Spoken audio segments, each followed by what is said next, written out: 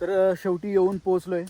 तो जो दगडांचा पॅच होता आणि तिथं थांबल्याच्या नंतर मी पुढं होतो आणि असंच वाटत होतं की कुठंतरी झाडाची सावली बघावं आणि तिथं जाऊन बसावून थोडं पाणी प्यावं. त्यामुळं मग मी पुढं आलो आणि हा मागं होता. बघू शकता तुम्ही ते जे जळालेले झाडं होते, ज्याचे थोड्या फांद्या जळालेल्या, त्याला पकडून जेव्हा वर चढत होतो तेव्हा काही हाताला कशा प्रकारे हात झालेत आमचे. बघू कृष्ण ह्याचे सुद्धा. तर काही अशा प्रकारची मेहनत घ्यावं लागते ट्रेक करत असताना, खास करून सह्याद्रीमध्ये. तेव्हा कुठं अशा प्रकारचे व्ह्यू आपल्याला बघायला मिळतं.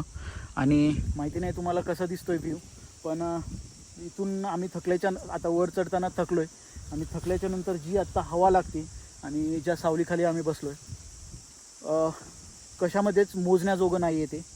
एकदम सुंदर. सो चला मग, आता थोडं राहिलं आहे आपलं. रस्ता आता दिसत नाही आहे, कुठून रस्ता आहे शोधावं लागेल. चला मग.